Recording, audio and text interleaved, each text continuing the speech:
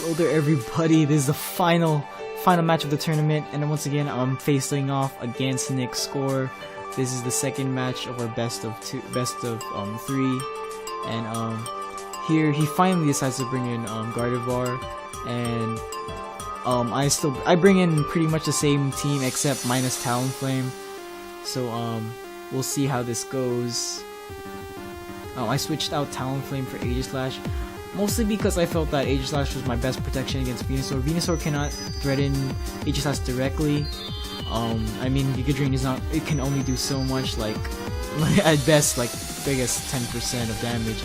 But looking here, I led off with Rotom Wash and Aegislash. He leads off with Gardevoir and Gyarados.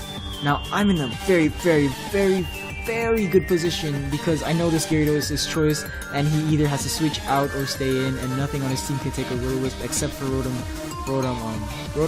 Heat. But why would he switch that in? That's the big question. So he goes for the Moonblast onto my Rotom, and that lowers my special attack. Not that it matters too much. Here I decided to just go for the Shadow Ball onto this Gardevoir, knowing that he's not going to try to attack me at all.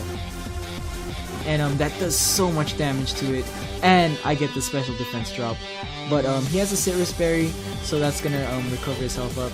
So I noticed that he didn't go before my Rotom, so that means that my Rotom outspeeds him. So he's running a very bulky Gardevoir. So here he brings in King of Mars, his Garchomp, and when I realized the mistake I made here, like I was actually hitting myself in the face, like not literally, but then like I was just like shit. I realized that he was gonna bring in Garchomp, predicting my Thunderbolt. So he finally takes out my my Rotom, but I know that he's probably not gonna attack my Aegislash once again, and a Stone Edge from a choice banded Gyarados is not gonna do anything to Aegislash. So here I can finally bring in Tyranitar. I know that he might predict the Ice Beam and bring in like Rotom Heat. So I didn't decide. This time I decided not to opt for the Rock Slide or anything. I just went for the Dark Pulse with my Tyranitar, and he protects, expecting my Ice Beam. I'm not gonna play into that. So here I decided to King Shield just in case he goes for the Waterfall. I don't want to deal with that, or he goes for the Earthquake. But I don't think he wanted to go for the Earthquake just because of the fact that I had the weakness policy on my Aegislash. So I go for the Dark Pulse. Does a decent chunk. I was hoping for a flinch once again. It's always good to hope for the flinch. Always good. It's never a bad thing to dream, you know? Always dream. Reach for the stars. So he gets hurt by the Sandstorm and the Burn. That is 18% of damage. He's at like 15 minus 18. That's 50 minus 18 is like 32. So I know the next Dark Pulse will take him out, and it does very nicely. He decides to go for the Rock Slide, but my Tyranitar once again, it dodges those rocks. Oh my goodness, he's so talented. Every day I trained him since he was a child. She was a child, my bad. Daenerys, Queen of the Dragons. But anyway, I go for the Shadow Ball just in case he went for the Earthquake.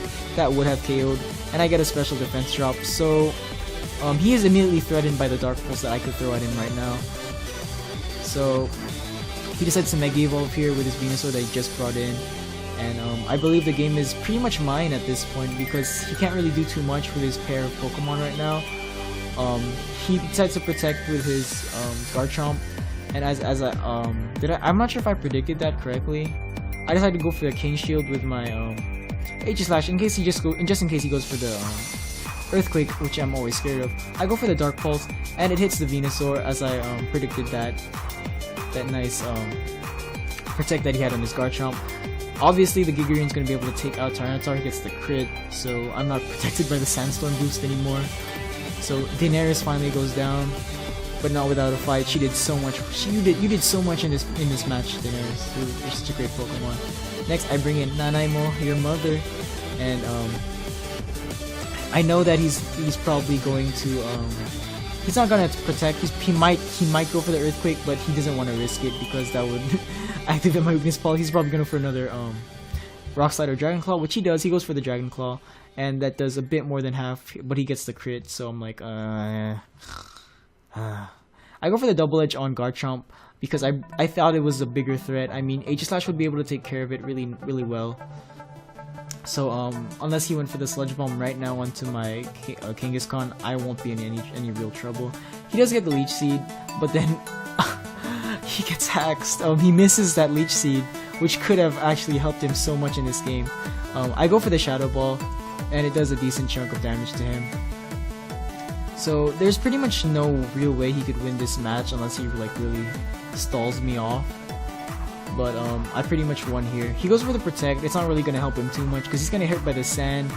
And even if Kangaskhan dies on this turn, HSI is gonna be able to take that thing out the next turn because Shadow Ball just so much. And he decides to forfeit there, right? Because the match just couldn't be finished. There was no way he could win. And it was just a really good set of games that I played with Nick, or Marco, that's his real name. And yeah, I don't know. I was really nervous during those whole 4 matches we had, and I was really grateful for the opportunity to play with one of the finer players in the North Cal region. So anyway, if you like this video, please like, comment, and subscribe. I'll have more content up this week. I'm not sure. I'll see if I could record some showdown sessions over the weekend, but we'll see. Anyway, sofaturtles out.